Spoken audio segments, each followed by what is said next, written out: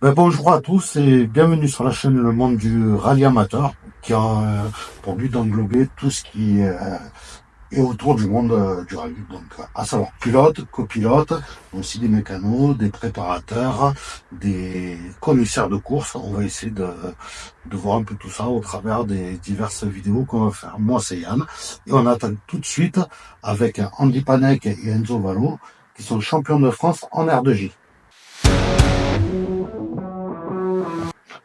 C'est ça, tout à fait. Donc rapidement, pour expliquer ce que c'est la classe R2J, parce qu'en rallye, il y a le classement Scratch qui est le général.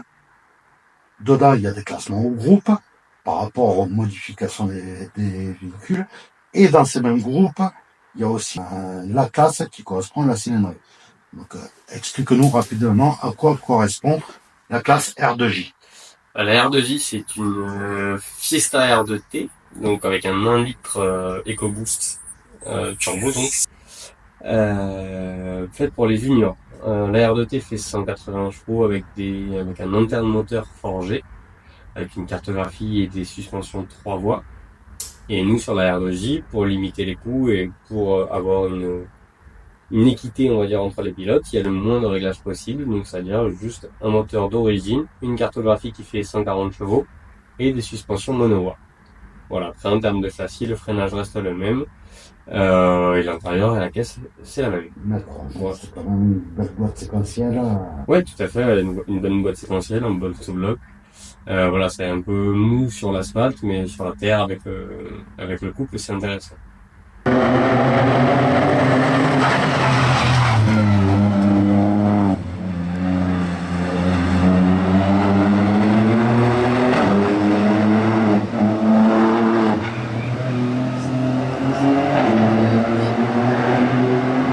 D'accord.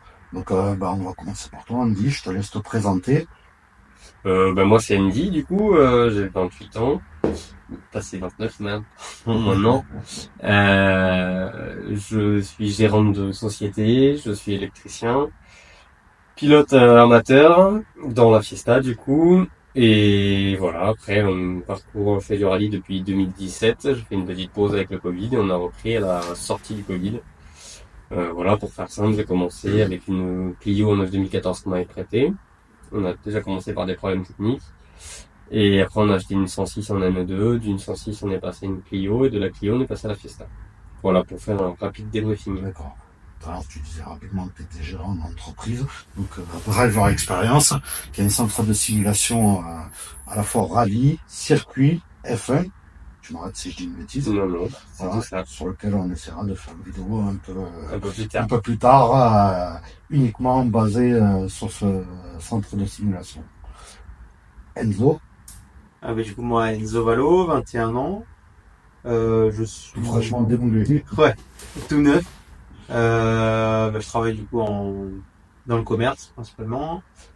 Et ça fait maintenant 1 an et demi à peu près que je fais du rallye en copilote uniquement.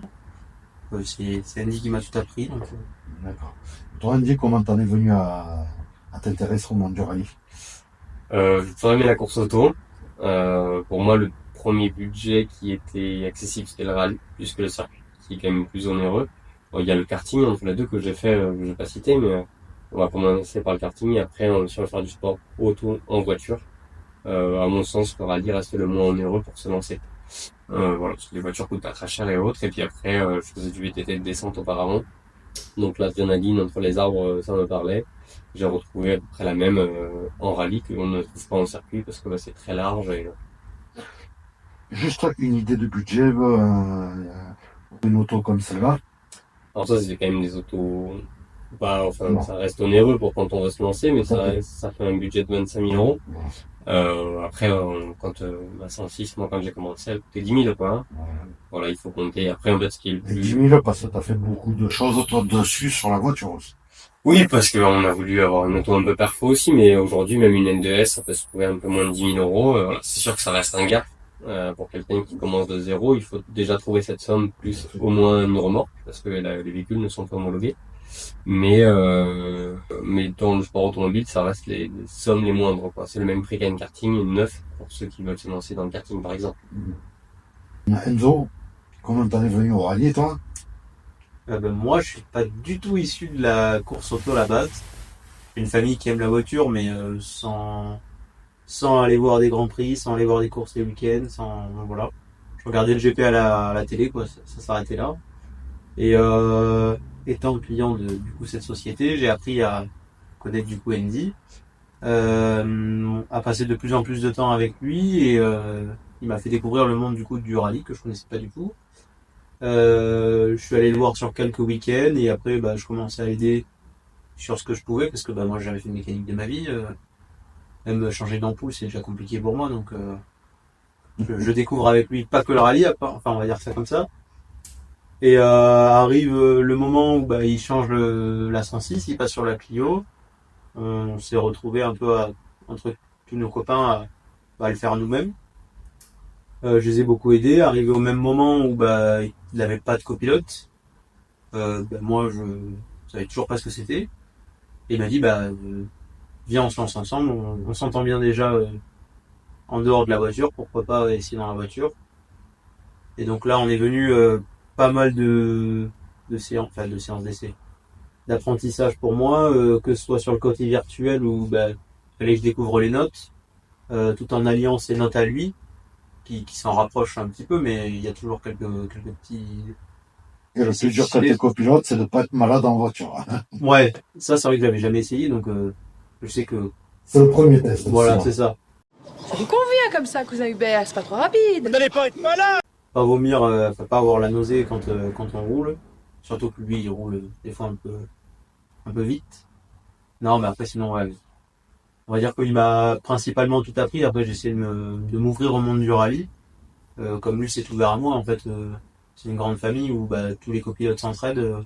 Que ce soit les une, deux ou trois voitures qui sont devant ou derrière, bah, on est tous une même équipe. C'est pas, il n'y a pas trop de compétition comme je pense on peut retrouver sur le circuit. Tout à fait. On est- On se bat d'abord contre le chrono Ouais, c'est ça. avant de se battre contre les autres. On essaye tous d'avoir un chrono. Une fois qu'on a un chrono, bah, on compte les points, quoi. Donc, mais principalement, ouais, c'est comme ça. Tu disais que pour toi, changer d'ampoule, c'était dur. T'as pas essayé de bisuter un peu? Si, t'inquiète, il a fait encore. Très bien, raconte.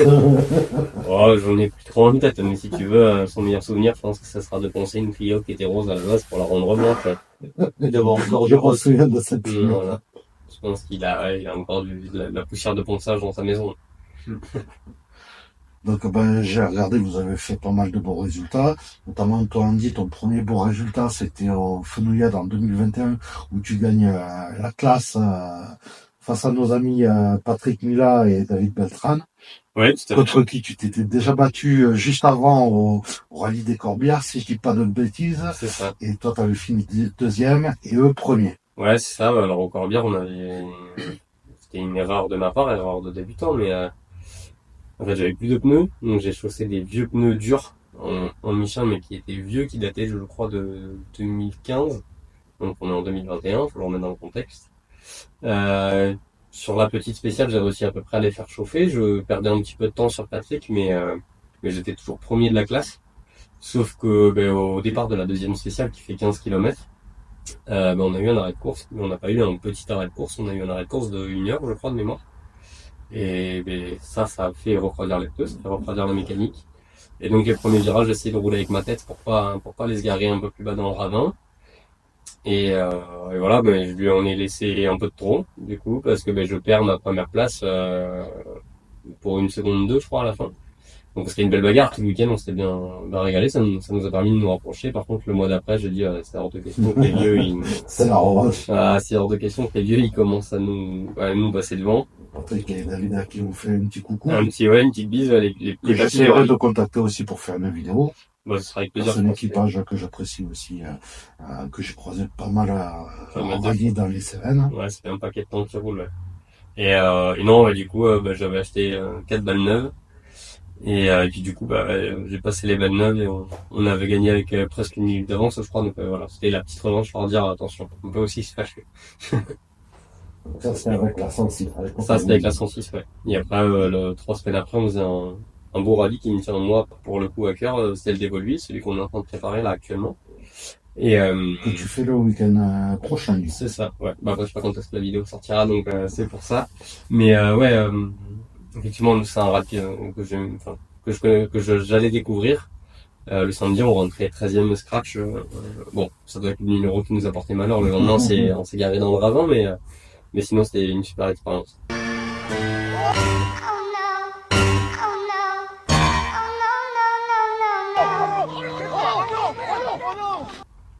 On aurait pu gagner aussi notre place, mais avec des si, on refait le monde. Et là, tu le fais avec Enzo ou avec... Ouais.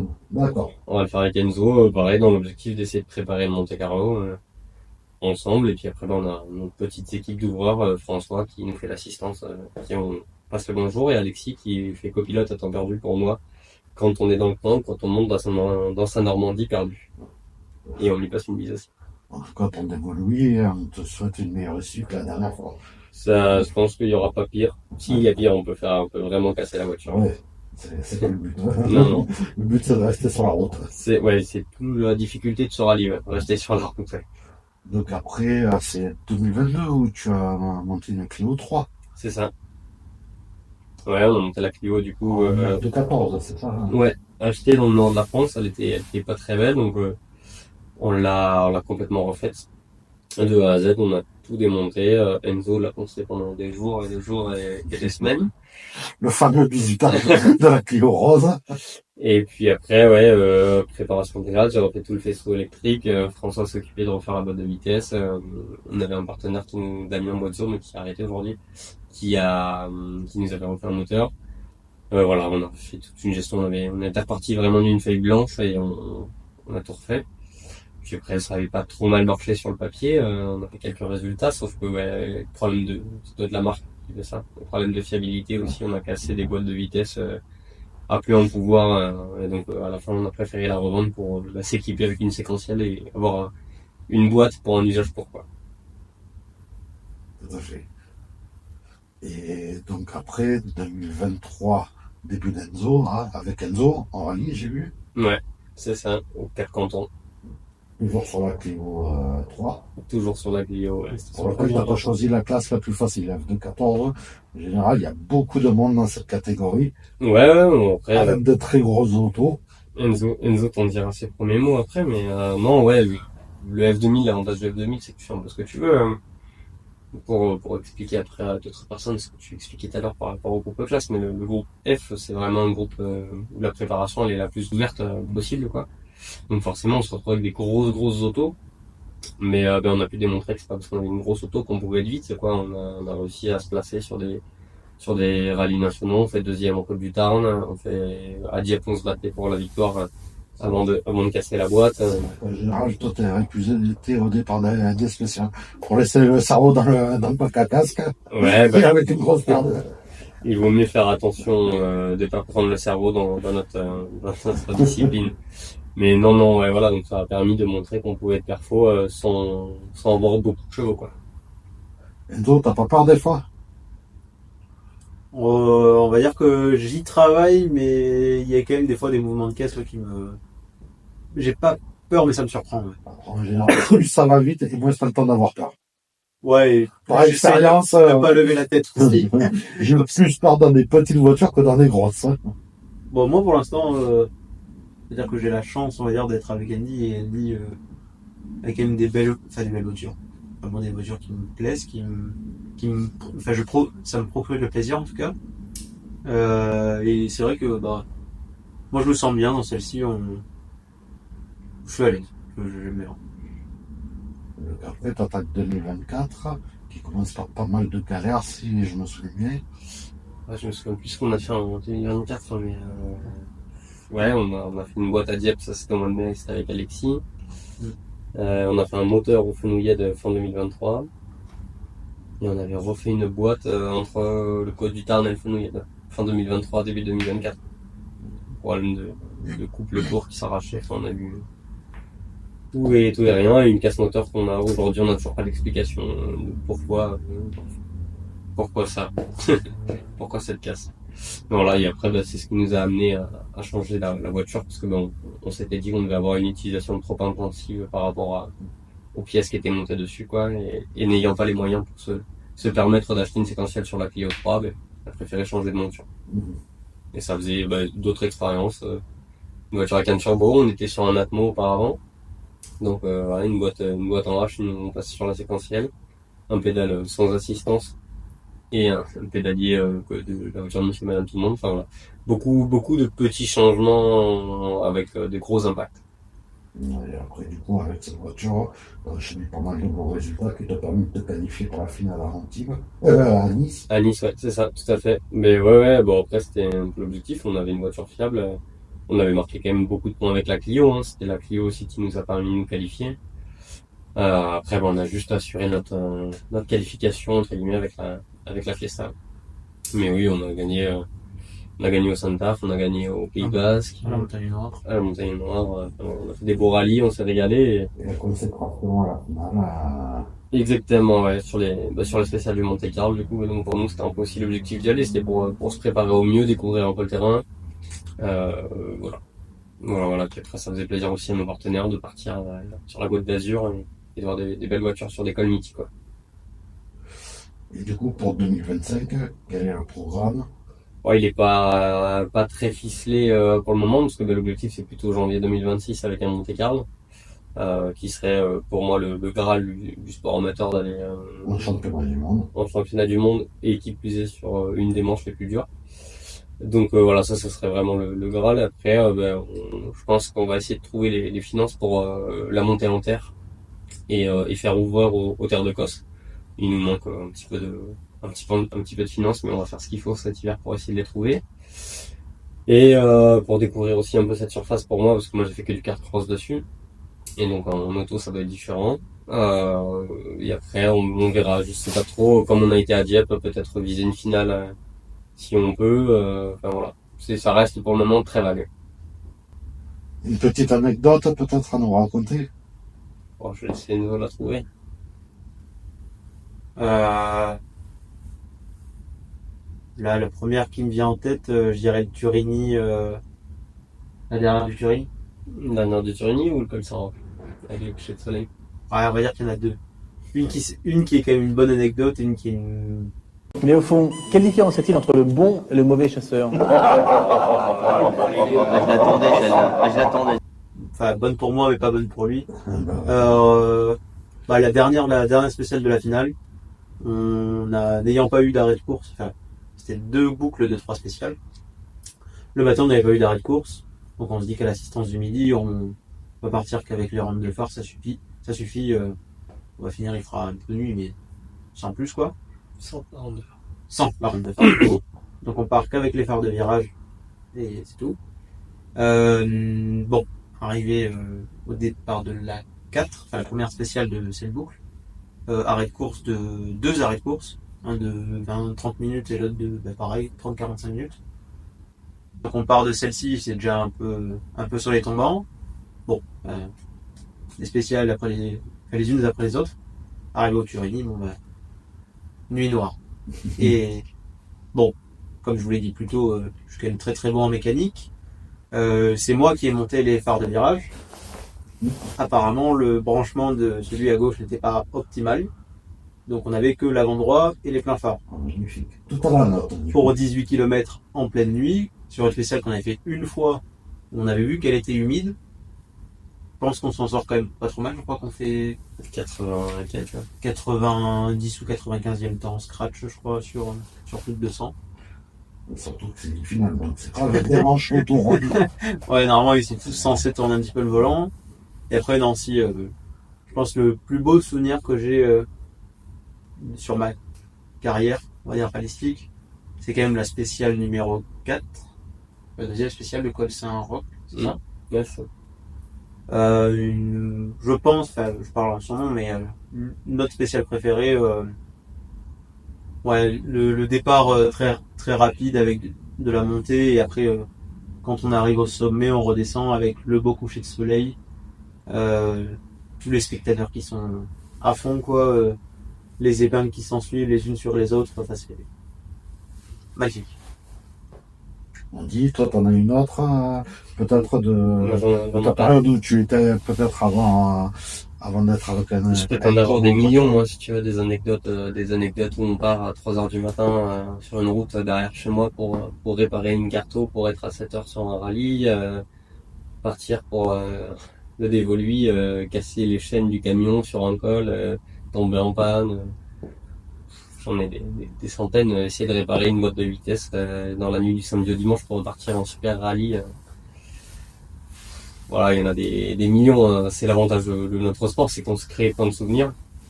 Et ceux-là sont marqués, sont intemporels. Écoute, en tout cas, moi je te souhaite d'arriver à ton projet pour 2026 pour Monte-Carlo. Bah, merci. Aussi, du coup, vu que c'est lié. Et puis quand même de beaux résultats en 2025. On va essayer. Merci Yann. Merci. Merci à vous en tout cas. Et si cette vidéo vous a plu, n'hésitez pas à mettre un petit pouce bleu et à vous abonner à la chaîne. On fera plein d'autres vidéos comme cela. Bye bye. Bye.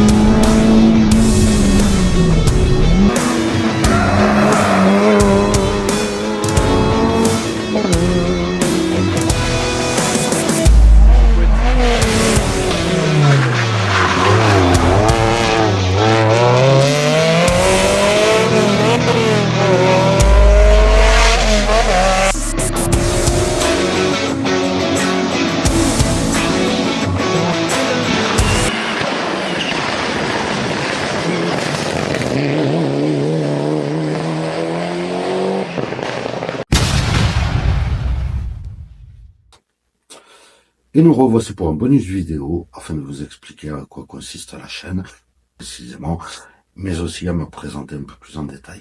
Donc concernant la chaîne qui est le monde du rallye amateur, j'ai créé cette chaîne parce que je voyais beaucoup de vidéos sur des pilotes, des copilotes professionnels que j'adore, qui m'ont fait rêver, à savoir des Sébastien Loeb, des Gilles Panizzi, des François Delecourt, Daniel Elena, et j'en passe, et des meilleurs, tous ces pilotes qui m'ont fait rêver quand j'étais plus jeune. Mais je trouvais dommage qu'on parle pas des pilotes, copilotes amateurs, mais aussi de tout ce qui est les hommes de l'ombre, comme les mécanos qui font un travail incroyable pour réparer les voitures en un minimum de temps au moment des assistances, mais aussi les commissaires de course qu'on essaiera de rencontrer, parce que ce sont des gens formidables, qui sans eux, il n'y aurait pas de rallye, parce que sans commissaire, on peut pas faire de course, et il faut surtout savoir que ce sont des gens bénévoles.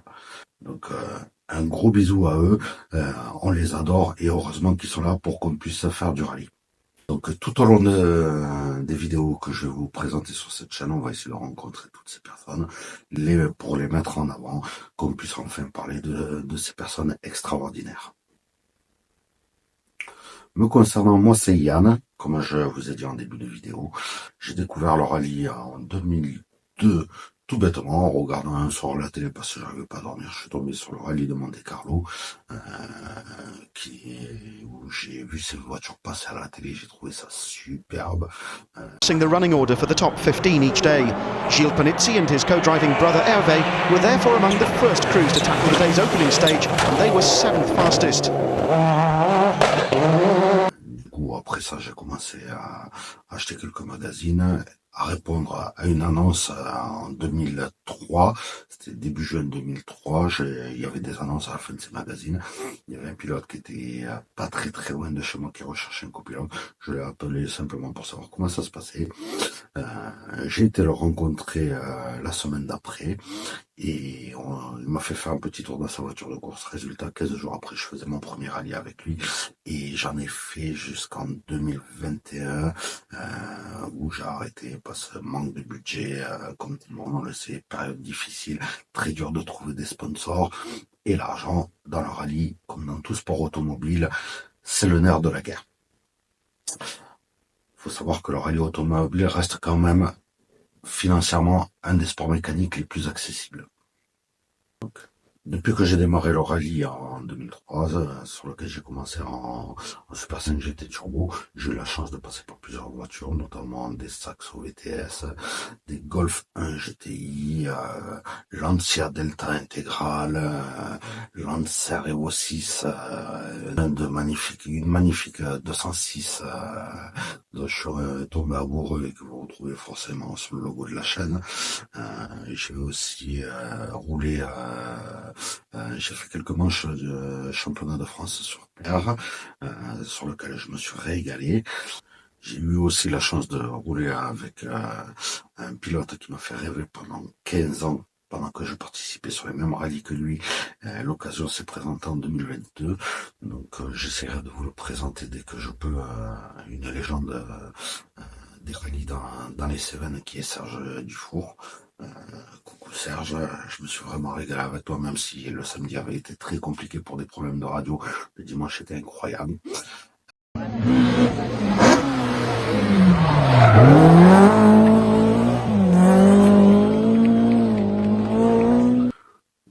Voilà les amis pour cette brève présentation. J'espère que la vidéo vous a plu. J'espère pouvoir vous en présenter encore beaucoup comme ça sur tout ce que je vous ai proposé, à savoir pilote, copilote, préparateur, commissaire, mécano. Je vous invite à mettre un pouce bleu et à vous abonner à la chaîne. Ça m'aidera à mettre en avant le plus possible ces pilotes et ces personnes incroyables. Et on se retrouve très vite pour une prochaine vidéo. Bye bye.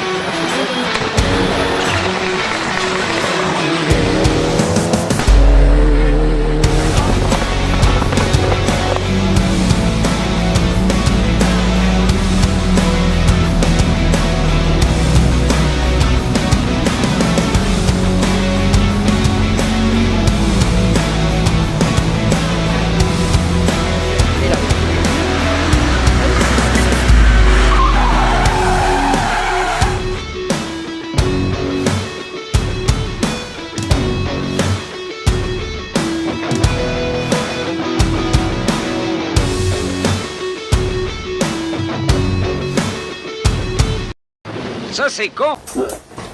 J'espère que ça a été assez fluide pour toi, du coup. Bon, écoute.